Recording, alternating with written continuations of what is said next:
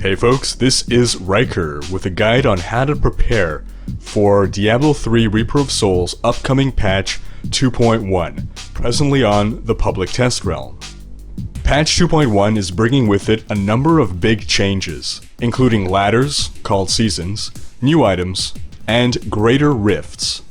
First, let's start with what you don't need to do to prepare for 2.1, and that would be grinding out Paragon levels or gold.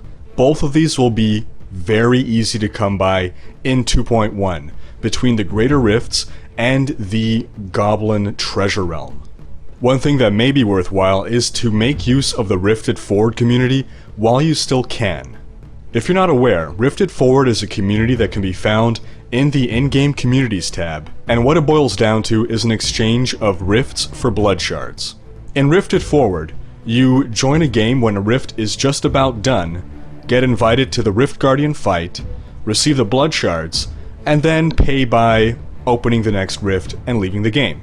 The end result is that you can get blood shards a lot faster than you would if you were actually doing the rifts yourself. Plus, you can join games that are doing torment levels much higher than you would be able to handle. When patch 2.1 releases, the Rifted Forward community will die. Blizzard is changing the way we open rifts. Rather than one person pay the price, anyone entering has to pay one keystone fragment, which defeats the entire purpose of Rifted Forward.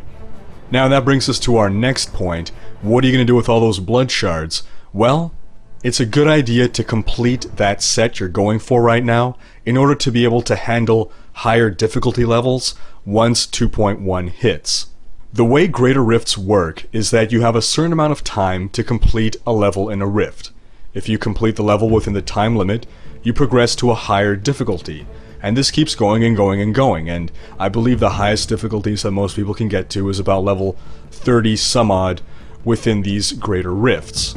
If you start off patch 2.1 with a strong base by having one of those complete sets like the 6-piece Marauder or the Leapquake Barbarian, then you're going to be in a very strong position to be moving much faster into the higher rift levels.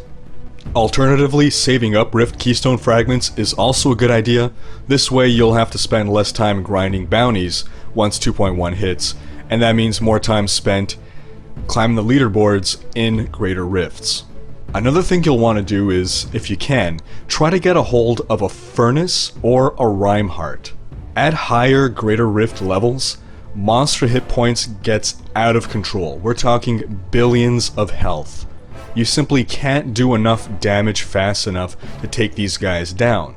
But if you're occasionally proccing for 8% of the monster's total health, well, it's definitely not going to take you 1,000 hits.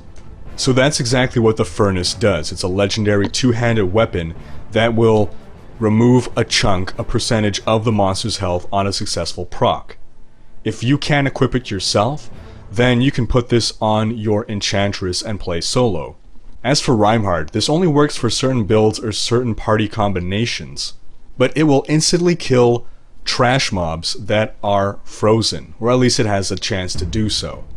Suddenly, a wizard with a cooldown reduction Frost Nova build is very inviting.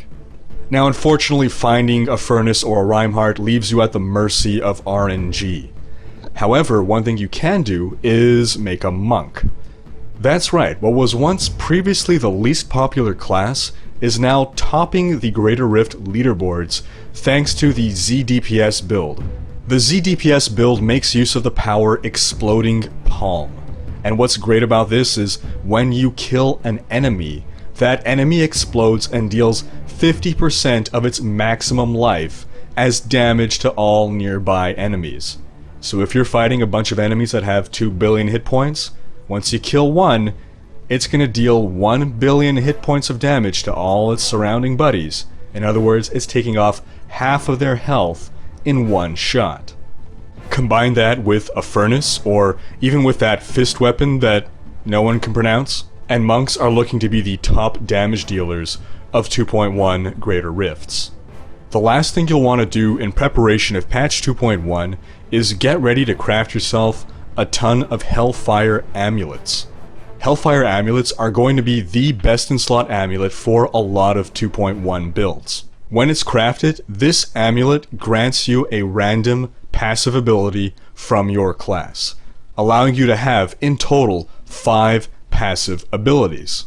This is a huge boon, especially with the right combination of passives. Now, to craft a Hellfire amulet, you need to collect organs by killing uber bosses, which you can fight by opening infernal machines, which you can craft using keys, which you can get by killing key wardens. Now, before you go off and start doing all that, hold on. Just get the keys.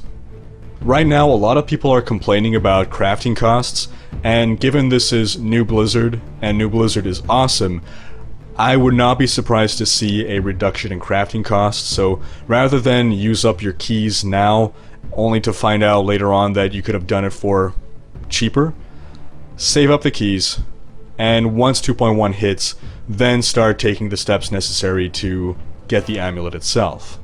To get keys, you have to grind the key wardens. You get the Key of Bones by Odeg the Key Warden in Act 1 Fields of Misery.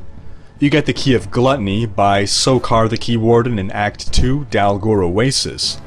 The Key of War is dropped by Zareth the Key Warden in Act 3 Stonefort, and the Key of Evil is dropped by Nekarat the Key Warden in Act 4 Silver Spire Level 1. Now, if you plan to play exclusively on ladder, or season, whatever, you can prepare for patch 2.1 by doing nothing, basically. I guess you can practice getting to level 70 really fast, planning out what builds you'll use. Well, that wraps up this video. Leave a comment letting me know what your patch 2.1 plans are, and until next time, don't forget to like, comment, and subscribe. Subscribe for more Diablo 3 and tabletop RPG content, including Reaper of Souls guides, RPG quick tips, character and campaign ideas, and live recorded Dungeons & Dragons sessions.